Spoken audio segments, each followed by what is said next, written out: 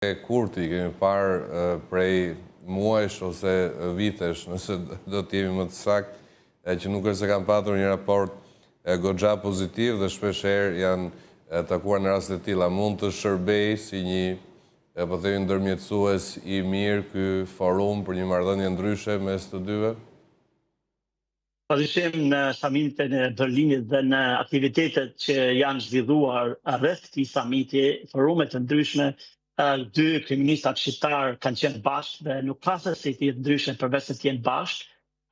pavarësisht polemikave dhe replikave të ndryshme që kanë pas në anë publike. Të dy, Kurti dhe Rama, janë kryeminista shqiptar, janë kryeminista të një kombi shqiptar dhe si të tillë duhet dhe e kanë detyrim patriotik, ligjor dhe padyshim në interesin e qytetarëve shqiptar, kudo që ndodhen, që të bashkëpunojnë, të bashkëndrojnë politikat e tyre në interesin e kombit shqiptar dhe thëdhimit, sidomos të njohjeve të Kosovës, të njohjes së Kosovës nga sa më shumë shtete si një shtet sovran. Britania është investuar fort në Kosovë, por është investuar edhe në Shqipëri si garantuese e stabilitetit të Kosovës, sidomos të garantuese e integritetit territorial të Kosovës, dhe si Kurti, si zoti Rama, duhet të kenë një bashkëpunim të ngushtë dhe nëse pavarësisht nëse ka hatërmbetje personale ose mospëlqime personale njëri tjetrin, të dy duhet paraqiten së bashku me si një komb, një qëndrim dhe politikat përbashkëta si shqiptar, si një komb që dron integrimin në Bashkimin Evropian, integrimin në institucionet demokratike dhe padyshim bashkëpunimin e ngushtë me Britaninë si një vend me një investim të veçantë për Shqipërinë që nga lufta e Kosovës e deri tani. Avokat, ndërkohë një fjalim ka patur dhe nga bashkëshortja e kryeministrit Dinda Rama, nuk e di, ka gjetur pasqyrim tek mediumet atje? Mediat britanike janë padyshim të interesuara për atë që sjellin politikanët nga Ballkani Perëndimor. Ballkani është pjesë e Evropës dhe stabiliteti i Ballkanit është shumë i rëndësishëm në këtë kontekst i Shqipërisë dhe Kosovës. Linda Rama padyshim ka qenë pjesë e delegacionit dhe ka marrë pjesë në forume të ndryshme. Media britanike i ka pasqyruar aktivitetet e forume të ndryshme dhe procesit të Berlinit, dhe duke qenë se Britania është host mikpritëse e këtij forumi, padyshim të gjitha mediat shkruajnë për, sidomos në radhë parë, për dëshirën e qeverisë britanike për të bashkëpunuar ngushtë me qeveritë e Ballkanit Perëndimor, sidomos me atë të Kosovës, për arritjen e një marrëveshje për ripatrimin, për kthimin e migrantëve të paligjshëm që u ka marruar. Dhe Albin Kurti ka shprehur gatishmërim për të pranuar emigrantë? Ndoqja intervistën e Albin Kurtit në Sky News, një televizion prestigjos në Britani, një në dy më të mirë bashkë me BBC, dhe zoti Kurti padyshim lavdron me të drejtë mbështetjen që Britania i ka dhënë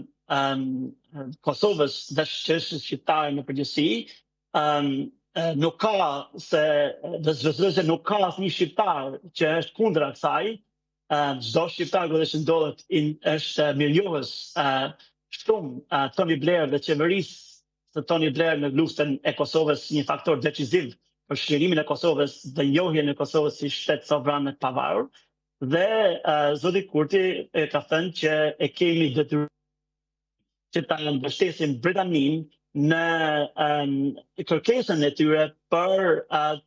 të pranuar Kosova emigrant të paligjshëm që ka marruar leja e qëndrimit. Ajo që do të thosha, unë nuk besoj se është kjo marrëveshje që domethënë përben si shpërblim për atë që ka bërë Britania për shqiptarët. Mirënjohja ka forma të ndryshme dhe besoj që pavarësisht se ti propozimi nëse ekziston i qeverisë britanike apo jo, Kosova, Britania dhe Shqipëria absolutisht bashkëndojnë dhe janë në një marrëdhënie të ngushtë bashkëpunimi në interes të Britanisë, Shqipërisë, Kosovës, të gjithë rajonit, por më shumë çështjes shqiptare dhe nuk ka avokat më të mirë se sa Britania për sa i përket çështjes shqiptare që nga lufta e Kosovës së deri tani. Avokat, lidhur edhe me çështjen e emigrantëve shqiptar janë ullur, po themi, tensionet që mbizotruan në media deri në, po themi, lajme komplet negative që i përmend edhe në nisjet bisedës, pra ka një qetësim të situatës? Padyshim, qetësimi i situatës vjen nga suksesi i qeverisë britanike në radhë parë në përmirësimin e jetesës së qytetarëve britanik dhe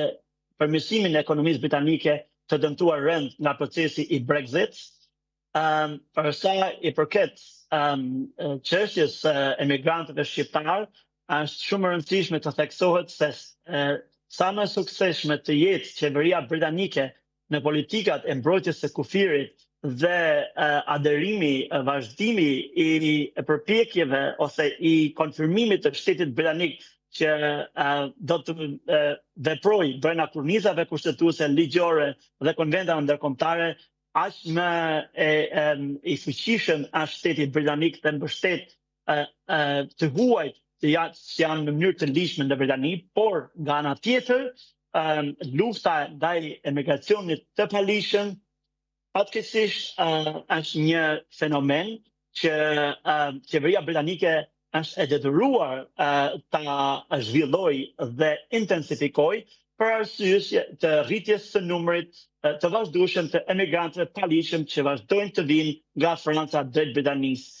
Qeveria britanike ka marrë një numër masash, përfshi marrëveshjen brenda një jashtë me Francën dhe ka arritur të ketë sukses në një numër emigrantësh të kthyer nga Britania drejt Francës, po ashtu po bashkëndon punën me vendet Bashkimit Evropian për një politikë të përbashkët kundër emigracionit paligjshëm dhe kundër trafikantëve që përdorin të fenomen të absolutisht të rrezikshëm të udhëtimit të emigrant paligjshëm me gomone nga Franca drejt Britanisë dhe bashkëpunimi me vendet e Ballkanit Perëndimor, me Shqipërinë, me Kosovën, me vendet e tjera të Ballkanit, shihet si shumë i rëndësishëm sepse ndohet që rreth 22.000 persona kanë ardhur nga nga vendet e Ballkanit nëpërmjet Bashkimit Evropian dhe në Britani, duke përdorur depërtimin në Bashkimin Evropian nga Ballkani Perëndimor. Në këtë kontekst, qeveria britanike është detyruar që të ndërmarrë masa, sepse publiku, qytetarët britanik kërkojnë një kufi të sigurt, ku qeveria dhe shteti britanik ta di se kush hyn dhe kush del nga ky vend. Dhe përpjekjet sa më të suksesshme të jenë përpjekjet e qeverisë Starmer, aq më e vështirë do të jetë që parti të ekstremit të djathtë, siç ajo është Nigel Farage, Partia Reform UK, të depërtojnë dhe të fitojnë terren dhe popularitet në publikun dhe politikën britanike. Prandaj qeveria aktuale ka një detyrë shumë të rëndësishme që t'i garantojë qytetarëve britanikë që procesi i sigurisë së kufive të saj është absolutisht prioritet, por lufta ndaj emigracionit të paligjshëm po ashtu është prioritet kryesor dhe shqetësim për qytetarët britanik. Dhe një pyetje të fundit, Naim, lidhur me, po themi, raporte drejt për drejta Shqipëri-Britani, si do t'i vlerësoje? Raportet mes Shqipërisë dhe Britanisë janë të shkëlqyer, do thosha. Britania është një mik shumë i mirë dhe partner shumë i mirë tregtar dhe politik i Shqipërisë, por edhe i Kosovës. Kryeministri i Shqipërisë ka bashkëpunuar edhe me Partinë Konservatore dhe ish kryeministri Rishi Sunak kur u ndalua fenomeni i rritjes së shqiptarëve me gomone, jo më pak se 14.500 qytetarë shqiptarë në vitin 2022. Dhe këto marrëdhënie mes Shqipërisë dhe Mbretërisë së Bashkuar shihen shumë të suksesshme dhe bashkëpunimi i ngushtë mes Shqipërisë dhe Mbretërisë së Bashkuar është shumë palësh, është shumë afat të gjatë kohor dhe në interesin strategjik të Shqipërisë dhe Britanisë, si dy vende mike, dy vende absolutisht që kërkojnë të garantojnë stabilitetin ekonomik, politik në Ballkan, në gjithë Evropën, pavarësisht se Britania nuk është zyrtarisht pjesë e Bashkimit Evropian. Avokat, falenderoj shumë, kënaqësi të bisedonin dhe të uroj punë të mbarë. Faleminderit shumë, kënaqësia është ime. Shumë kënaqësi të diskutoni. Mirë miq, do të ecim më tepër, të kalojmë pak minuta publicitet, kthehemi pas pak në studio.